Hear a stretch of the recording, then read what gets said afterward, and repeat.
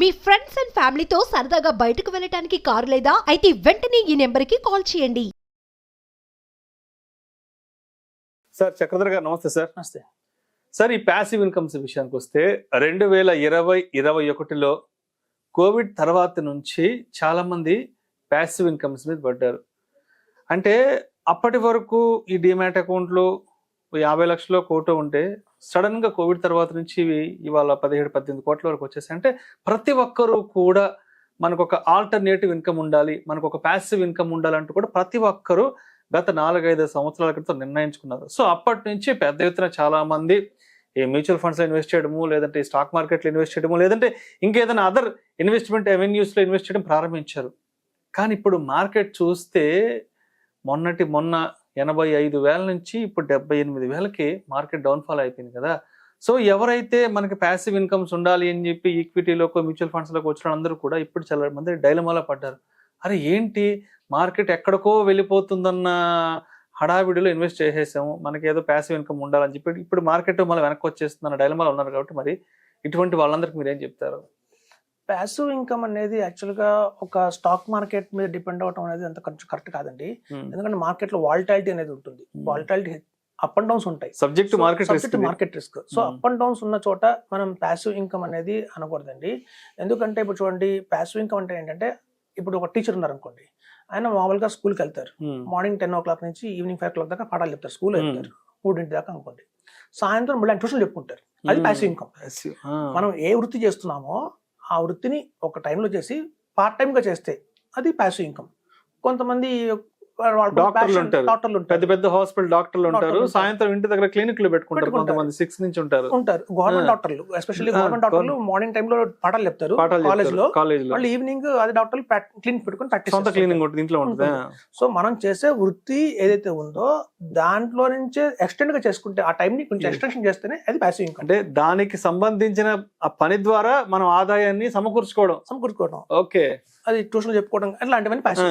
కానీ చాలా మంది ఒక రాంగ్ కాన్సెప్ట్ ఏంటంటే, దీన్ని మనం స్టాక్ మార్కెట్ లో ఎందుకు చేయకూడదు, 12% వడ్డీ వస్తుంది మనకి, 12% 15% వడ్డీ వస్తున్నప్పుడు మనం ఎందుకు కొంచెం టైం ఎక్కువ స్పెండ్ చేసి ఒక రోజు పొద్దున్న స్టాక్ కొందాం, మళ్ళీ ఈవినింగ్ అమ్మేద్దాం, కొందాం అమ్ముదాం, ఇట్లాంటి టైంలో చేయొచ్చు కదా అని చాలా మంది దిగారు ఇందులోకి.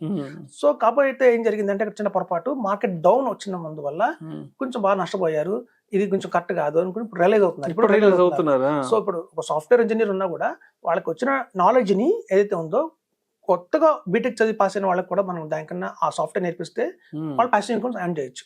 సో ఇట్లా ప్యాసివ్ ఇన్కమ్ 2 రకాలు ఉంటాయండి. మన డైలీ లైఫ్ కి ఏదైనా అడిషనల్ ఇన్కమ్ కావాలంటే ఒక ప్యాసివ్ ఇన్కమ్. అలా కాకుండా నేను సంపాదించింది నాకు ఖర్చు అయిపోతుందండి, దాచుకోవడానికి ఏం మిగలట్లేదు, వచ్చిన ఆదాయం అంతా ఖర్చు అయిపోతుంది, సో నేను సేవ్ చేసుకోవడానికి ఏదైనా ప్యాసివ్ ఇన్కమ్ ఉందా అని ఆలోచించేవాళ్ళు కొంతమంది ఉంటారు. ఇప్పుడు ఉదాహరణకి మంచి ఎగ్జాంపుల్ చెప్తానండి. ఇప్పుడు ఒక సాఫ్ట్వేర్ ఇంజనీర్ ఉన్నాడు, లేకపోతే ఒక డాక్టర్ ఉన్నారు. వాళ్ళు కనుక సపోజ్ ఒక 5 lakhs, ఇప్పుడు చూడండి ఈ అపార్ట్మెంట్స్ ఉన్నాయి. ఇప్పుడు ఇది రియల్ ఎస్టేట్ జరుగుతుందో ఎలా జరుగుతుందో. రియల్ ఎస్టేట్లో ఏం జరుగుతుందంటే, అపార్ట్మెంట్స్ లో హైరేజ్ అపార్ట్మెంట్స్ అనేవి ఉంటాయండి. హైరేజ్ అపార్ట్మెంట్స్ అంటే ఒక కట్టడానికి 3-4 years పడుతుంది టైం. అంత త్వరగా ఓవర్ నైట్ కంప్లీట్ కావు, ఒక 6 months లో కంప్లీట్ కావు. వచ్చిన అపార్ట్మెంట్లు అయితే 6 months లో కంప్లీట్ అవుతాయి. కానీ ఇవి క్లబ్ హౌస్ కట్టాలి, లోపల లాన్ కట్టాలి, 6 years 7 years 8 years కొన్ని 10 years కూడా పడుతుంటే కడతానే ఉంటారు, ఇళ్ళ తరబడి కడుతూనే ఉంటారు. సో మనకేంటంటేనండి, ఎవరికైనా 5 లక్షలు ఉంది డౌన్ పేమెంట్ చేస్తే, ఒక 5 lakhs డౌన్ పేమెంట్ చేశారు అనుకోండి, ఒక ఫ్లాట్ మనం బుక్ చేసుకోవచ్చు. 2 BHK కావచ్చు, 3 BHK కావచ్చు, బుక్ చేసుకోవచ్చు. వెంటనే లోన్కి వెళ్ళిపోతామండి. అంటే బ్యాంక్లో కనుక మనకి కనుక ఐటీ రిటర్న్స్ బాగా ఉంది అంటే, ఐటీ రిటర్న్స్ మనం చూపించి బ్యాంక్లో లోన్ తీసుకోవచ్చు. ఇనిషియల్ స్టేజ్లో ఎలా ఉంటుందంటే, అపార్ట్మెంట్ రేట్ వచ్చి 5,000 rupees per SFT ఉంటుంది. సో ఈ 5,000 rupees SFT ఉన్న టైంలో మనం కనుక 5 lakhs డౌన్ పేమెంట్ చేసి హోమ్ లోన్కి వెళ్ళిపోతే, అక్కడి నుంచి అది ప్రాజెక్ట్ కంప్లీట్ అయ్యేంత వరకు హోమ్ లోనే ఇస్తుంది, మనమేమేమి పే చేయక్కర్లా, ఓ లోనే కట్టుకుంటూ ఉంటుంది.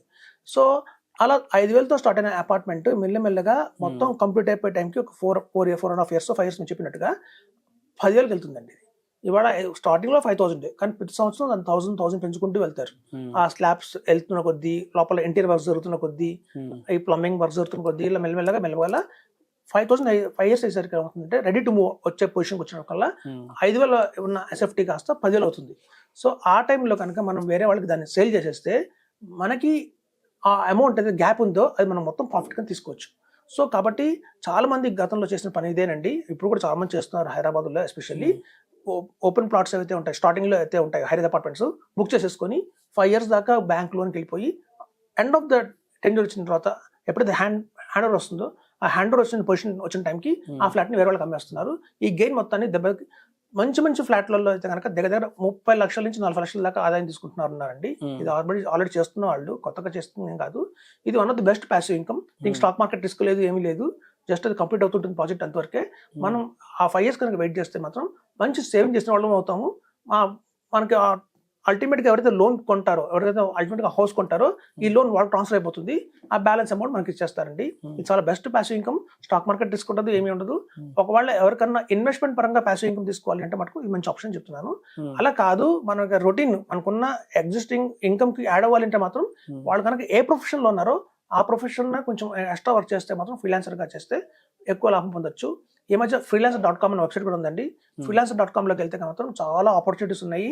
మనకి ఏది మనకు అనుభవం ఉంది అట్లాంటి వాటిలో కూడా మనకి కొంతమంది వెబ్ డిజైనింగ్ చాలా ఇంట్రెస్ట్ గా ఉంటుంది, యానిమేషన్ చాలా ఇంట్రెస్టింగ్ గా ఉంటుంది. వాళ్ళు చేస్తున్న జాబ్ తో పాటు ఇది కూడా పార్ట్ టైం గా చేసుకోవచ్చండి. freelancer.com ఇట్లాంటి వెబ్సైట్ లో తెచ్చుకోవచ్చండి ఇంకా. అంతేగాని స్టాక్ మార్కెట్ ఎక్కడైతే ఉంటుందో ఒడిదుడుకులు ఉంటాయో ఆ ఒడిదుడుకుల గురించి ఒకటి మాత్రం మనం చేయలేమండి. ఒకసారి ఇన్కమ్ రావచ్చు, ఒకసారి పోవచ్చు కూడా. సో బెస్ట్ ప్యాసివ్ ఇన్కమ్ అంటే మాత్రం రియల్ ఎస్టేట్ లో అయితే మనకి హెచ్చుతగ్గులు ఉండవు కాబట్టి గణనీయంగా పెరుగుతూనే ఉంటుంది కాబట్టి అదొక పెద్ద పద్ధతి. మనకి కన్స్ట్రక్షన్ అయిపోతున్న టెన్షన్ కూడా ఉండదు, ఎందుకంటే మనం మొత్తం అమౌంట్ పే చేయట్లా. బ్యాంక్ లోన్ ద్వారా వెళ్తున్నాం, బ్యాంక్ వెంటనే వాళ్ళకి అమౌంట్ ఇవ్వదు, మెల్లగా స్టెప్ బై స్టెప్ ఇస్తుంది. 5 years ఇస్తుంది బ్యాంక్. సో మనకి ఆ రిస్క్ కూడా ఉండదు. సో రిస్క్ లెస్ కావాలి అంటే మనకు ఇది బెస్ట్ ఆప్షన్ అండి. అపార్ట్మెంట్ మనకు వచ్చిన ఆదాయం, మనకు వచ్చిన నాలెడ్జ్ తో యూజ్ చేసుకొని మనం ప్యాసివ్ ఇన్కమ్ చేసుకుంటే ఇంకా బెటర్ గానే ఉంటుంది. అంతేగాని స్టాక్ మార్కెట్ జోలికి వెళ్ళొద్దని చెప్తున్నాను. Thank you sir, thank you so much Chakradhar గారు. థ్యాంక్స్.